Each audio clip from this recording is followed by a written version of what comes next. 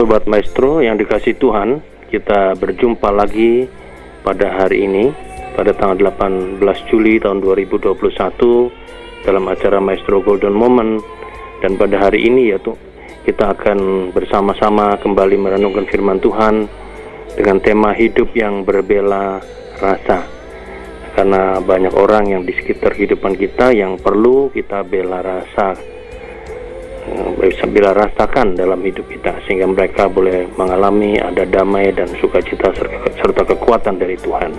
Dan untuk itu kita akan berdoa terlebih dahulu, Sobat Maestro. Kita akan mohon Roh Kudus menolong kita dalam kita mempelajari tema pada hari ini. Mari kita berdoa. Kami menaikkan syukur kepadamu ya Tuhan, oleh karena pada hari ini kami kembali bisa bersama-sama dalam persekutuan yang indah di acara Maestro Golden Moment, di mana para seniorita, para lanjut usia, baik yang sehat dan yang mungkin yang sekarang sedang dalam keadaan sakit, terbaring, sedang mendengarkan siaran ini, biarlah diberkati oleh Tuhan dengan firman-Mu dan dikuatkan mereka. Teristimewa ya Tuhan pada saat-saat ini di mana wabah COVID-19 sedang merajalela di seluruh dunia, bahkan secara khusus di negara kami Indonesia, di mana kami hampir semua zona merah karena kami tertular wabah coronavirus. Ada saudara-saudara kami yang sudah meninggalkan kami, ada yang masih sakit sekarang. Tuhan, Engkau sendiri yang memberikan bela rasamu kepada mereka, sehingga dalam keadaan sakit mereka boleh dikuatkan, diteguhkan imannya kepada Tuhan dan mengarahkan seluruh kehidupan daripada mereka ke dalam tangan Tuhan. Karena apalah kami artinya Tuhan, karena tanpamu kami tidaklah berarti apa-apa. Kami hanya debu tanah, tetapi karena Tuhan hadir pada kami, Engkau memberikan roh pada kami, Engkau menguatkan kami. Karena itu ya Bapa, kami berdoa supaya mereka-mereka yang sedang sakit pada hari ini kiranya diberkati Tuhan dengan firman yang Tuhan boleh nyatakan lewat hamba-Mu pada saat ini. Roh Kudus bekerja, dan biarlah semua mendapat hikmat dari firman ini, sehingga kami boleh diberkati oleh Tuhan. Inilah doa kami Tuhan, dalam nama Tuhan Yesus kami berdoa. Amin. Sobat Maestro yang dikasih Tuhan, para senior dan seniorita yang diberkati Tuhan, pada hari ini kita akan membaca beberapa bagian ayat Alkitab ya, tentang gembala yang baik ya. Temanya tapi bukan gembala yang baik, tapi hidup yang berbela rasa, seperti gembala yang selalu baik kepada kawanan dombanya ya. Saudara-saudara, pertama kita baca dari kitab Nabi Yeremia pasal 23 ayat yang pertama sampai 4. 23 Yeremia pasal ayat 1 sampai 4. Yeremia 23 ayat 1 sampai 4. Celakalah para gembala yang membiarkan kambing domba gembalaanku hilang dan terserak. Demikianlah firman Tuhan. Sebab itu beginilah firman Tuhan Allah Israel terhadap para gembala yang menggembalakan bangsaku. Kamu telah membiarkan kambing dombaku terserak dan tercerai-berai, dan kamu tidak menjaganya. Maka ketahuilah, aku akan membalaskan kepadamu perbuatan-perbuatanmu yang jahat. Demikianlah firman Tuhan. Dan aku sendiri akan mengumpulkan sisa-sisa kambing dombaku dari segala negeri kemana aku mencerai-beraikan mereka, dan aku akan membawa mereka kembali ke padang mereka. Mereka akan berkembang biak dan bertambah banyak. Aku akan mengangkat atas mereka gembala-gembala yang akan menggembalakan mereka, sehingga mereka tidak takut lagi, tidak terkejut, dan tidak hilang seekor pun. Demikianlah firman Tuhan. Kemudian kita membaca dari kitab Mazmur, saudara-saudara, pasal 23 ayat yang pertama sampai dengan keempat. Demikian firman Tuhan. Tuhan adalah gembalaku, takkan kekurangan aku. Ia membaringkan aku di padang yang berumput hijau. Ia membimbing aku ke air yang tenang. Ia menyegarkan jiwaku. Ia menuntun aku di jalan yang benar oleh karena namanya. Sekalipun aku berjalan dalam lembah kekelaman, aku tidak takut bahaya, sebab Engkau besertaku. Gadamu dan tongkatmu, itulah yang menghibur aku. Nah, kemudian yang terakhir dari Injil Markus, saudara-saudara, pasal yang ke-6, Markus pasal 6 ayat yang ke-30 sampai 34, ya, dan kemudian ayat 53 sampai 56. Markus pasal 6 ayat 30 sampai 34. Kemudian rasul-rasul itu kembali berkumpul dengan Yesus dan memberitahukan kepadanya semua yang mereka kerjakan dan ajarkan. Lalu ia berkata kepada mereka, "Marilah ke tempat yang sunyi, supaya kita sendirian, dan beristirahatlah seketika, sebab memang begitu banyaknya orang yang datang dan yang pergi, sehingga makan pun mereka tidak sempat. Maka berangkatlah mereka untuk mengasingkan diri dengan perahu ke tempat yang sunyi. Tetapi pada waktu mereka bertolak, banyak orang melihat mereka dan mengetahui tujuan mereka. Dengan mengambil jalan darat, segeralah datang orang dari semua kota ke tempat itu sehingga mendahului mereka. Ketika Yesus mendarat, ia melihat sejumlah besar orang banyak, maka tergeraklah hatinya oleh belas kasihan kepada mereka, karena mereka seperti domba yang tidak mempunyai gembala. Lalu mulailah ia mengajarkan banyak hal kepada mereka. Ayat 53 sampai 56. Setibanya di seberang, Yesus dan murid-muridnya mendarat di Genesaret dan berlabuh di situ. Ketika mereka keluar dari perahu, orang segera mengenal Yesus, maka berlari-larilah mereka ke seluruh daerah itu dan mulai mengusung orang-orang sakit di atas tilamnya kepada Yesus, di mana saja kabarnya ia berada. Kemanapun ia pergi, ke desa-desa, ke kota-kota atau ke kampung-kampung, orang meletakkan orang-orang sakit di pasar dan memohon kepadanya supaya mereka diperkenankan hanya menjamah jubah-jubahnya saja, dan semua orang yang menjamahnya menjadi sembuh. Demikianlah firman Tuhan yang kita baca semua. Berbahagialah setiap orang yang mendengar firman Tuhan serta memeliharanya dalam kehidupannya sehari-hari. Haleluya. Hidup yang berbela rasa. Ya, ada seorang yang bernama Thomas Samson, yaitu seorang penambang dari Wales, negara bagian Inggris. Dia seorang penambang, tentu saja dia sangat bekerja keras, sangat berat, dan terus-menerus dalam bahaya, dan bahkan gajinya pun tidak sebanding dengan apa yang telah dilakukannya.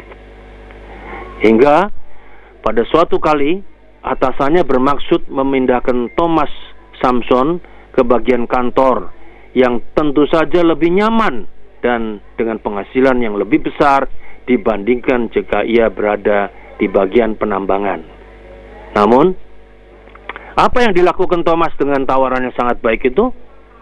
Dia berkata kepada atasannya, "Saya sangat berterima kasih dan sangat tertarik, Pak. Tetapi maukah Bapak mempertimbangkan untuk memberikan pekerjaan itu kepada Tregoni, yaitu salah seorang pekerja tambang, rekan saya? Dia tidak sekuat saya dan tidak bisa bekerja sekeras saya. Saya khawatir bekerja di bawah dalam pertambangan akan mempersingkat hidupnya dan saya akan kehilangan teman saya. Mungkinkah ia yang mendapatkan pekerjaan itu?" Ya, saudara-saudara, kisah yang sangat sederhana tentang bela rasa. Seorang Thomas Samson yang tidak egois dan yang begitu berbela rasa terhadap temannya. Bela rasa adalah memperhatikan kepentingan orang lain lebih dari kepentingan sendiri. Sehingga Thomas Samson memberikan kesempatan kepada Tregoni untuk bisa bekerja di kantor, bukan di pertambangan, dan biar dia yang tetap di pertambangan. Kira-kira begitu. Ya. Nah, sudah seharusnya barangkali kita juga sebagai anak-anak Tuhan, hati kita dipenuhi dengan kebaikan. Ya. Tapi sejujurnya, seringkali kita bertindak berlawanan dengan apa yang dilakukan Thomas Samson. Kita mungkin lebih banyak mendahulukan kepentingan sendiri daripada kepentingan orang lain. Bahkan kalau perlu, kita melakukan sesuatu yang merugikan orang lain demi mendapatkan keuntungan buat kita secara pribadi. Ya, jadi walaupun hati kita mungkin mengatakan, oh kita ini anak baik, anak Tuhan, tapi seringkali bukankah ego kita yang nampak? Ya, jadi seringkali itu yang seharusnya harus tidak begitu kita. Ya, harusnya ego kita sembunyikan di belakang. Yang tampil adalah kasih, kepedulian, bela rasa terhadap sesama yang sangat menonjol dalam hidup kita sebagai anak-anak Tuhan. Ya. Ingat, untuk itu kita dipanggil Tuhan, yaitu untuk berbelas kasih, menyatakan kasih dan kebaikan kita. Dan inilah hidup yang berbela rasa, yang menjadi berkat dan dampaknya adalah Tuhan Yesus dimuliakan. Nah, saudara-saudara, para senior-senior yang diberkati Tuhan, dalam Markus pasal 6 ayat 34 tercatat sikap Yesus yang sangat indah ini tentang hidup berbela rasa. Tergeraklah hatinya oleh belas kasihan kepada mereka, karena mereka seperti domba yang tidak mempunyai gembala. Bela rasa Tuhan Yesus ditegaskan ketika Yesus melihat mereka seperti domba yang tanpa gembala. Mungkin kalau pakai bahasa Indo kita dan budaya kita, barangkali seperti anak ayam yang kehilangan induk. Ya. Bela rasa seperti itu kepada anak ayam yang kehilangan induk. Nah, mengapa kondisi mereka seperti domba yang tidak mempunyai gembala menyentuh hati Tuhan Yesus sehingga Tuhan Yesus berbela rasa kepada mereka? Paling tidak ada 3 hal. Yang pertama apa? Karena domba tanpa gembala itu tidak akan pernah menemukan jalan yang benar, mudah tersesat. Dan di sini Tuhan Yesus peduli dan bela rasa. Yang kedua, domba tanpa gembala itu tidak pernah menemukan padang rumput, jadi sering kelaparan, karena dapat dipastikan tidak menemukan rumput yang layak dimakan. Itu yang kedua. Dan yang ketiga, domba tanpa gembala sering dalam keadaan bahaya, sehingga ia tidak mempunyai pembela ketika bahaya dan ancaman datang. Dan oleh sebab itu, dengan 3 hal ini, maka Yesus kemudian menunjukkan hidup yang berbela rasa. Hatinya merasakan belas kasihan kepada mereka, seperti domba yang tidak mempunyai gembala. Tuhan Yesus itu gembala yang baik, yang memberikan segalanya untuk kawanan dombanya. Ya. Dia memberikan kepada kita jalan yang benar supaya kita nggak tersesat. Dia memberikan kepada kita menemukan padang rumput sehingga kita tidak kelaparan. Dia memberikan kepada kita perlindungan, pembela ketika bahaya datang.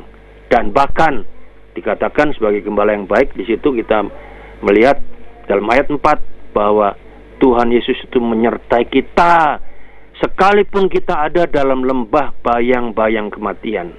Sekalipun hidup kita menjelang kematian, tapi disitulah Tuhan Yesus tetap menyertai kita. Itulah Tuhan Yesus sebagai gembala yang baik.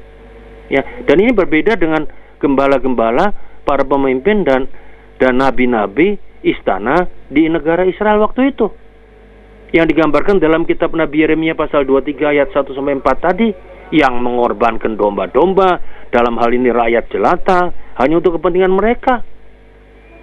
Pada mereka tidak ada sedikit pun perasaan bela rasa. Jika Tuhan Yesus penuh dengan bela rasa, adakah sikap itu pada kita? Ataukah kita kini sedang sibuk mencari kepentingan sendiri, popularitas, ego kita, memuaskan hidup kita sendiri, dan tidak peduli dengan orang-orang di sekitar kehidupan kita? Yang sekarang banyak dalam masa di mana zona merah di seluruh Indonesia, bagaimana orang-orang yang perlu kita bela rasain. Ada yang ditinggalkan, yang dikasihi, perlu penghiburan. Ada yang sedang sakit, perlu dukungan doa dan kekuatan dari Tuhan.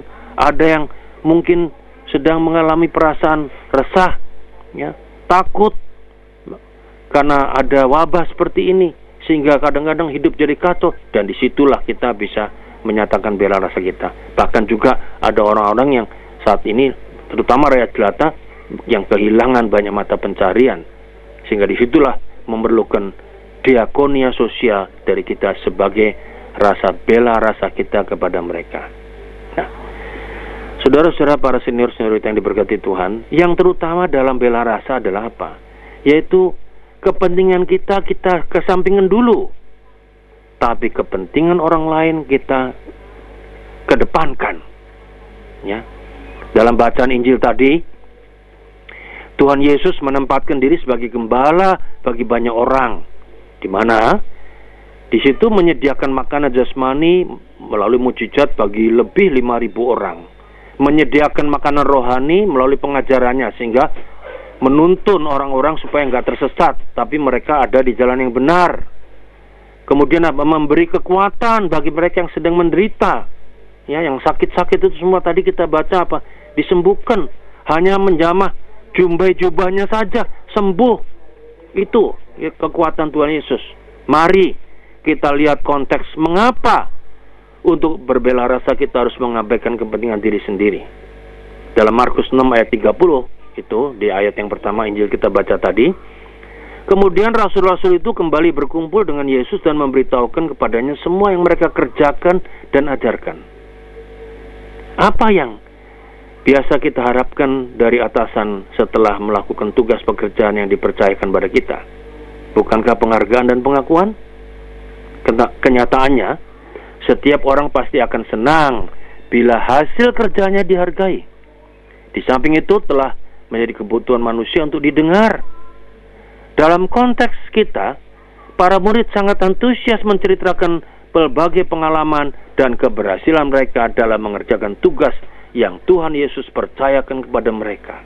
Saya membayangkan bagaimana ke-12 rasul itu silih berganti berlomba menceritakan keberhasilan mereka. Tetapi dalam suasana seperti itu, justru Yesus mengajak para murid pergi ke suatu tempat terpencil. Ya, tempat terpencil itu artinya tempat yang sunyi. Ya, bisa padang gurun, bisa tempat-tempat yang pokoknya bisa menyepi. Tapi kali ini kita melihat bahwa tempat terpencil itu ada di mana? Di sebuah perahu. Di dalam perahu itu, di mana ada Yesus dan 12 murid. Ya, itu tidak ada orang lain. Yesus mengajak para murid untuk retret, menyepi. Para murid yang baru saja mengalami keberhasilan dalam memberitakan Injil, menyembuhkan, mengajar, mengusir roh jahat dengan kuasa yang diberikan Yesus kepada mereka. Nah, mereka perlu mengendapkan pelayanan ini. Sebab kalau tidak, mereka bisa akan jatuh dalam bahaya pemuliaan diri, sehingga tidak lagi bisa membedakan antara popularitas dan pelayanan yang sebenarnya. Banyak orang terjebak dalam apa yang disebut pelayanan, namun sebenarnya telah kehilangan spiritualitasnya, karena berubah menjadi orang yang ingin dipuji, yang populer, disanjung, merasa hebat. Dan wajar apabila para murid menikmati bersama guru suasana rileks seperti itu. Bukankah dalam hidup kita sehari-hari kita memerlukan suasana istirahat untuk mengumpulkan kembali tenaga agar bisa melakukan pekerjaan selanjutnya? Bisa dibayangkan perasaan mereka jika saat rileks, saat istirahat yang sedang mereka nikmati terusik karena banyaknya orang. Ya, karena banyak orang berlomba untuk mendekati Yesus. Mereka mengikuti kemana Yesus dan murid-murid itu pergi. Dan mengapa orang-orang itu bisa lebih dulu sampai di seberang sebelum Yesus mendarat? Ya jelas, karena di perahu itu Yesus dan para murid sedang retret, sedang berbagi pengalaman, sehingga kecepatan laju perahu bukan hal yang penting. Lebih rileks karena mereka sedang berbagi pengalaman dan Yesus sedang memotivasi mereka. Yesus sedang meningkatkan spiritualitas mereka sehingga mereka menjadi orang yang sungguh-sungguh menjadi rasul yang melayani, dan bukan karena ingin dipuji, ingin populer dan merasa hebat. Nah, itu jelas. Saudara-saudara, apa yang pengalaman apa yang ada pada kita? Ternyata ada banyak orang yang tidak senang, bahkan mungkin marah ketika kenyamanan terusik, sakit, suasana istirahat terganggu. Namun apa yang terjadi pada Yesus? Apakah ia menjadi marah lantaran orang banyak terus mengejarnya, padahal ia memerlukan ketenangan bersama para muridnya? Ternyata tidak. Malahan justru tergeraklah hatinya untuk belas kasihan, untuk berbela rasa. Dalam ayat 34 dikatakan, ketika Yesus mendarat, ia melihat sejumlah besar orang banyak, maka tergeraklah hatinya oleh belas kasihan kepada mereka, karena mereka seperti domba yang tidak punya gembala. Ya, jadi Yesus tidak marah. Kemarahan tidak ada, malah Yesus berbelas kasihan. Yesus berbela rasa. Dia mengerti kebutuhan orang banyak yang terus mencari Dia. Itu luar biasa. Bela rasa atau belas kasihan itu dalam bahasa Inggris adalah compassion. Artinya apa? Merasakan, menderita bersama. Jadi bela rasa ini bukan sekedar perasaan atau rasa sentimental, terharu melihat penderitaan. Oh, lebih jauh dari itu. Jadi kalau Yesus berbelas kasihan atau berbela rasa bukan berarti hanya sekedar iba, tetapi ia mengerti dan merasakan apa yang dibutuhkan orang banyak itu, dan demi itu ia mau berkorban, dan bahkan dia kemudian melakukan tindakan. Ya, kita melihat di dalam Markus pasal 6 itu, Yesus tergerak hatinya itu melakukan apa? Yaitu dia melakukan banyak hal. Ya, ketika keluar dari perahu langsung kemudian apa yang terjadi? Di mana-mana orang datang membawa orang sakit untuk datang pada Yesus. Karena di situ mereka punya iman bahwa dengan meletakkan orang sakit di pasar-pasar dan memohon kepadanya, maka dengan menjamah jubahnya saja orang itu pasti menjadi sembuh. Disitulah kita melihat Yesus sangat berbela rasa pada kita sebagai anak Tuhan. Saudara-saudara, barangkali dalam hidup kita saat ini kita mengalami hal-hal seperti itu. Kita membutuhkan bela rasa dari Kristus. Kita mungkin membutuhkan bela rasa dari teman atau sahabat kita, saudara kita, sesama kita. Karena itu marilah kita belajar berbela rasa, bukan sekedar perasaan sentimental atau iba, tetapi mengerti, merasakan, bahkan memberikan apa yang dibutuhkan orang lain. Ya. Nah, itu artinya apa? Meskipun mungkin kita terganggu, tetapi kita melakukannya sesuatu demi mereka. Dan saat-saat ini begitu banyak orang yang mengalami perasaan-perasaan menderita, ya. Dan kita mesti compassion, kita mesti berbela rasa, ya. Kita tidak boleh merasa tidak senang, kita tidak boleh jengkel, kita nggak boleh marah, kita tidak boleh merasakan bahwa kenyamanan kita terganggu. Saya harap kita tidak menunjukkan sikap-sikap seperti itu, tapi kita belajar dari Tuhan Yesus, merasakan orang lain seperti domba yang tidak punya gembala, domba yang bisa tersesat karena tidak tahu jalan yang benar, domba yang bisa tidak menemukan padang rumput yang hijau karena domba yang bisa terancam bahaya, domba yang mungkin sedang menderita karena banyak persoalan, sakit dan sebagainya. Bela rasa berarti memperhatikan kepentingan orang seperti itu lebih daripada kepentingan kita sendiri. Paling tidak kita bisa memanjatkan doa-doa pada saat ini untuk mereka-mereka yang memerlukan bela rasa dari kita. Dan doa syafaat kita itu sangat indah di mata Tuhan, karena bisa memberi kekuatan pada mereka yang memerlukan belas kasihan, bela rasa dari kita. Tuhan memberkati. Amin.